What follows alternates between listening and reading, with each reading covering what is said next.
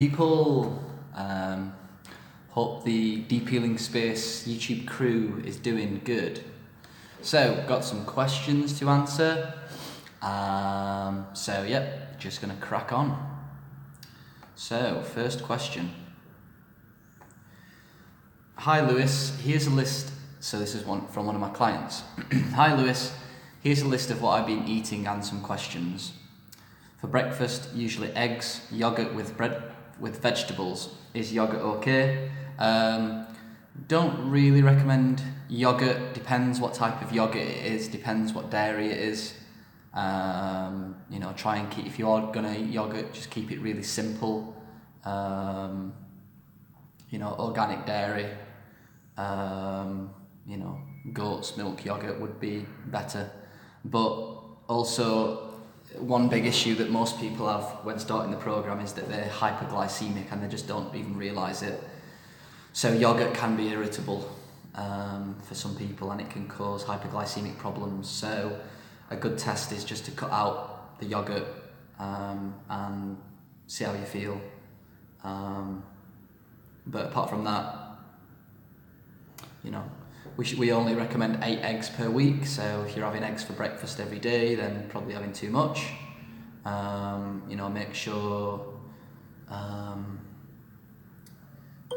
not sure. I need to have a quick look actually. But yeah, a little bit of sea salt, which you've not talked about on here, would also be ideal. Obviously, if you're a fat oxidizer, have some extra oil. If you're not, then that would be a good breakfast. So lunch and dinner: chicken, turkey burgers, ground turkey, steak, beef, almond butter with vegetables. I'm assuming you're not eating all them proteins at once, so just one of them proteins is okay. Not sure what's in the turkey burgers. Whenever I hear the word burger, I always get a little bit suspicious, because usually you have various additives and fillers, etc. in burgers that are not ideal. But again, the oil thing, check that out. Technically, the best thing to do is I'll have almond butter for dinner and have your proteins for breakfast and lunch. I usually snack on blue corn tortilla chips, but I find I eat around 2 bags every 4 days because I'm pretty hungry. Is that okay? They can be addictive. They're carbohydrate, they're nice, they're easy, they're full of salt, so that, a lot of people can get addicted to it. Again, if you've got hyperglycemia, this can be a problem. Try not to have 2 bags every 4 days. That's quite excessive. A bag a week is best. Is it okay to eat almonds and drink milk? Any other foods you recommend? It is okay to eat almonds. It's better to just have the almond butter. Milk, again, I'll kind of talk about it, what I said before with the yogurt. Some goat's milk is good. Try to stay away really from dairy milk, not too bad. Cream's pretty good, but generally milk, it just depends kind of what milk we're getting it from. Any other foods you recommend? Just reread the diet article over and over again, because there's foods in there that you can have. Maybe some grains now and again is good. Some millet, maybe some quinoa would be useful, but people really need to be cautious about the hyperglycemia.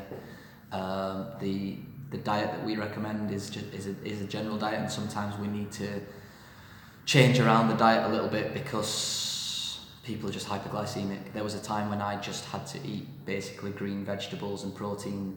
I had to skip carrot juice, I had to skip blue corn chips, I had to skip yogurt, I had to skip milk, I had to skip cheese, cream, just because I was so hyperglycemic and it was stopping me from moving forwards. So that's nothing wrong with the program, it's just we need to target things for each individual. How do you feel about milk thistle? Yeah, it's not too bad. Just wondering if I could do that along with the enemas. Again, don't overdo it. A little bit of milk thistle now and again, isn't a bad thing to use.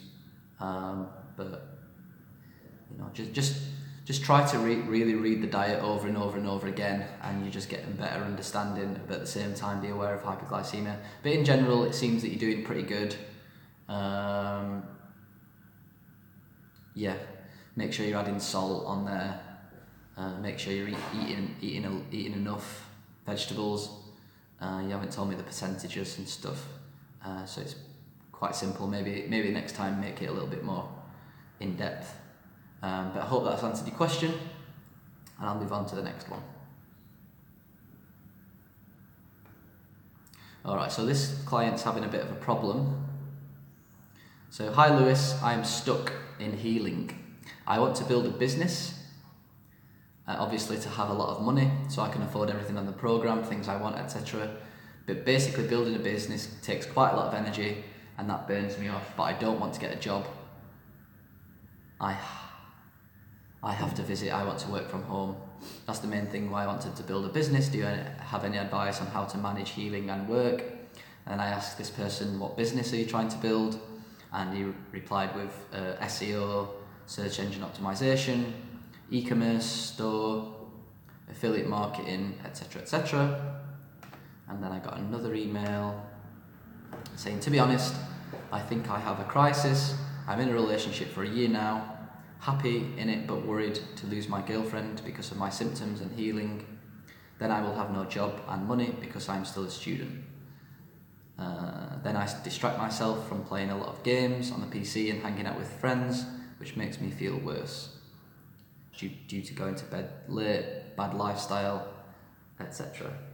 Now my biggest dream and goal is healing on the program and building a business that will pay me a lot of money in the long run. He's put, you want to be a millionaire one day, but I'm assuming that means I want to be a millionaire one day. Again, not possible now when I have to heal and don't have energy for all these things. Basically, Lewis, I feel like nothing is going right in my life. Hardest times of my life so far. Sorry for the victim mentality, but that's just how it is. Have a good day. So, I think first of all, it's important to understand that you're in the same boat as millions and millions of people around the world.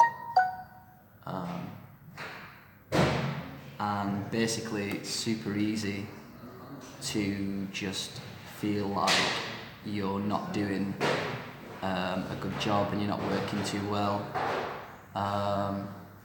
And you know, I was in that position a few years back, and it is difficult because you have to basically understand that you are going to be healing for 2 or 3 years, and you're going through one of the most important kind of processes of your life, if not ever. And in terms of building a business, you have to just block out times in the day and just say to yourself, right, I'm going to do 1 hour's worth of work or 2 hours worth of work, and just make sure you work really slowly and really diligently. It is good doing online marketing and SEO and etc. I will tell you now from experience, because that's what I did and do. SEO is difficult, and I probably wouldn't put yourself under that stress. I would probably focus on building websites because it's much easier to do, and you get much better income from it. You know, don't worry about becoming a millionaire. You're seeing too far into the future. Just worry about, take it from me, earning a lot of money does not make you happy. There was times when I was earning £5,000 per month doing web design, but I was working behind a computer for 12 hours a day. It doesn't make you happy. What makes you happy is living a simple life, having good friends, eating well and being healthy, and having enough income to live and enjoy yourself. That makes you much more happier than thinking about becoming a millionaire. Believe me, money doesn't buy happiness. If money creates happiness, then for the past 100,000 years humans would have been incredibly depressed, but we wasn't for the most part. If you look at indigenous tribes and etc., they're all happy people, and some of the happiest people on earth are actually the poorest people on earth. So don't ever think that money's going to buy you happiness, but you're going to have to block out days where you do a little bit of work. Try and get, I don't know how well you are at web design or SEO or whatever, but just try and get one job. You know, if you are good at SEO, you can earn £300, £400, £500 a month doing that. You know, £500 a month for someone who is a lot of money, like, you know, so just try and get one job, or, you know, but try not to put yourself down too much, because although you might feel like you're in a bad position now, like in 10 years time, once you've done all the healing, you'll be like much better off than most people around you, you know, and you'll have learned much more, you'll have much better friends, you'll have a much better relationship, you know, so you just got to keep plugging and realise that actually, like, becoming rich is, you know, when you die, or wherever you go after your death, like, you're not going to take that money with you, but if the soul lives on, what you'll take with you is your character, is your maturity, is your love, your ability to love, and all that comes from developing yourself. So I hope that helps. I know there's nothing I can really say that's going to switch off the fact that you feel rubbish, but, you know, we've all been there, and there's millions of people in your position, and the thing is, there's millions of people in your position who have not got the opportunity to heal like you have. So, you know, try and have an attitude of gratitude. Whenever you're feeling down, write 10 things you're grateful for. You know, it's not going to fix the problem, but it's going to make you feel a little bit better. Alright, cool. So, hope I answered that question for you. So, last question, this comes from YouTube. Hi, I have a question about the salt glow. I've been doing one every day now for a week, and I think it's been giving me total insomnia, anxiety, heart racing, and overwired in my brain, not to mention emotional breakdowns. Do you have experience with it? I'm maybe a little bit scared that since I'm using unrefined Celtic sea salt, it may add metals to my body, or does that sound more like a metal detox? I haven't reacted to anything on the programme in this way since I did a kelp wrap last year. I mean, I did a salt rub yesterday and I hadn't slept. So the salt glow is a new addition to the programme. I'm going to be honest with you, I haven't done it yet. I think it was released at the end of February. So I haven't tried it, although I have rubbed salt on me before, and it did help me personally because I had EMF sensitivity. You know, at the end of the day, anything that Dr. Wilson adds will, you know, 99% of the time cause healing reactions or whatever. So it sounds like you've had some sort of healing reaction. If I was going to give any advice, I haven't done it yet, so I can't give the best advice until I've tried it out myself, is to do it in the morning. You know, you said you've been doing one every day. I would probably skip it for a few days so you find a new equilibrium in your health, and then try one in the morning and see what happens. You know, sometimes people are super sensitive to like caffeine, for example, so they do coffee enemas at night, they can't sleep, do it in the morning. Some people have a little bit of EMF sensitivity, so they do sauna therapy at night and they get like wired. You know, so I always say, you know, try and do it in the morning. I would suggest to try and use the salt that Dr. Wilson recommends on his page, and that will stop you worrying about the unrefined Celtic sea salt. That's just an easy way to deal with that. But I doubt it's going to be making you more toxic. I think you're going through some sort of reaction. Okay, so that's everything for today. Thanks for watching, and I'll speak to you all tomorrow. Bye.